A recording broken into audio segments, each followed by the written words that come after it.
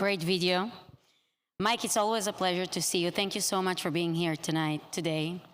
Tell me something very important. How does a religious man who made Aliyah from France and spent his entire career working in high-tech find himself representing the state of Israel as a diplomat and later joining Madam Magen David? Are you sure we have only 15 minutes? First, I want to give a round of applause for the guys that we just saw here on Magen David Adom. They are one who are doing the job, saving lives every day in Israel, and it's very important to understand that. Thank you, Libby, for everything. So, first, I want to say thank you to Hashem, because this is my Zionist journey began when I was 15, and this is the reason I'm here today. But I owe a lot to my parents, who educated us in a very Zionist way, very Jewish way. Judaism was very anchored at home. And I come from a very modest family, and we were living in the suburbs of France, of Paris. Very Muslim neighborhood, very violent neighborhood. But they never give up on Jewish education. They never give up on Zionism, and Israel was in the center of everything. We couldn't put our mezuzah at the entrance of the home, but we had a big hatikva with this flag of Israel at the entrance of the home. This was the first thing that you saw when you entered my home, and actually I'm continuing that with my kids. But not only that, from the moment we were born, my siblings and I, we all had 3 names. My name is Mike Benjamin Chen.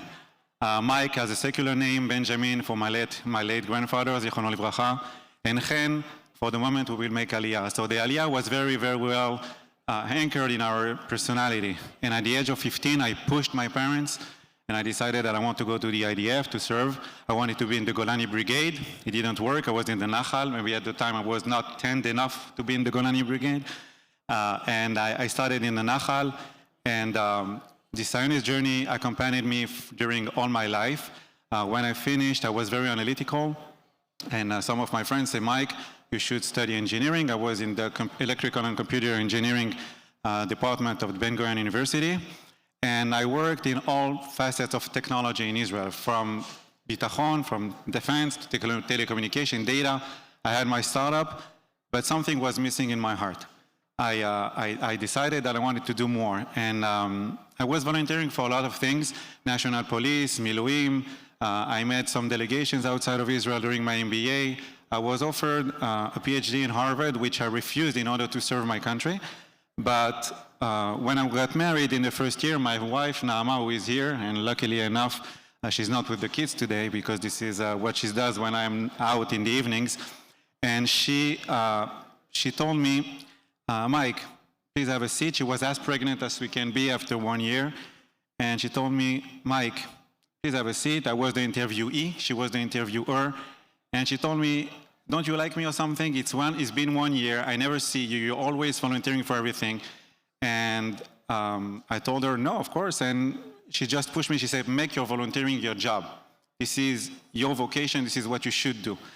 And I decided to apply. We had an incident in which she had a brain surgery, and she was resuscitated by MADA. And I will talk about it later.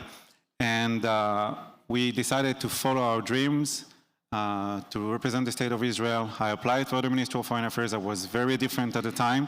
I was from Beersheba, from Tech, 37 years old, married and 2 kids, and with a kippah, which was not very common at the time. And I applied. I was accepted to the Ministry of Foreign Affairs. It was the 7 years most challenging that we had for the state of Israel. The rise of anti-Semitism, the round of reconciliation with Hamas, of course, October 7th. And when, after 7 years, very challenging years, we decided that we want to finish our job in the Ministry of Foreign Affairs, Magen David Adom, I heard that, they called me. They said that they have a vacant position. And I said, this is a natural continuation of what I was doing for Israel. And kol hametzil nefesh achat, as we say in Hebrew, is like saving an entire world. So I decided to go for MADA. And now I'm the director in the Southeast region. Actually, I'm inviting all of you to go to our gala in next week. It's going to be incredible. I'm not promoting anything. I'm just telling you.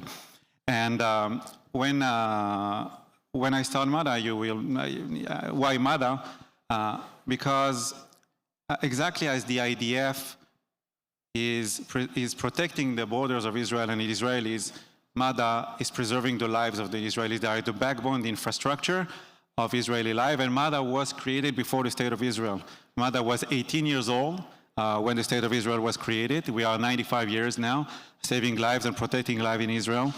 And I discovered so many things. In Israel, when you have a problem, you just call MADA 101. It's a no-brainer. It's like the 911 in the United States. But I discovered so many things about the number of calls that are done for MADA. 3.6 million calls every year. It's 300,000 a month, 10,000 a day. It's every second we have an ambulance dispatch and saving life in Israel. We are the only blood bank, the only breast milk bank. And I think that it was Dr. Freelander who talked about the IDF and what happened on October 7th. And he said that if MADA didn't have the blood bank to save, to give to the blood to injured soldiers, we would have lost many more lives. And as someone who just returned from the IDF, I was in Operation Rising Lion. I re-volunteered after being a diplomat. I served as a thank you. I served as a sharpshooter, as a sniper. I'm very well placed in order to understand how crucial MADA is, Magen David Adom, with the integration with the IDF. Now, in your view, first of all, yes, he deserves it. Thank you. Now, in your view, what is the significance of Israel-U.S. relations and the connection between diaspora Jews and the State of Israel? So, I'm very well placed to tell about the U.S.-Israel relationship because, Baruch Hashem, I was able to serve in Latin America first and then in the United States for a total of 7 years in the Foreign Service. And we had a lot of initiatives, political initiatives, economical initiatives, national security initiatives. And it's not a secret that the U.S. is the greatest ally of Israel and Israel is the greatest ally of the United States. But I want to look at it in a way in which Israel is not depending on the United States. Israel is not leaning on the United States. Israel today is a country who can defend itself, and actually it did that in front of 7 fronts during 2 years, something incredible. And the U.S. alliance is something that we cannot allow to lose. It's very important for us.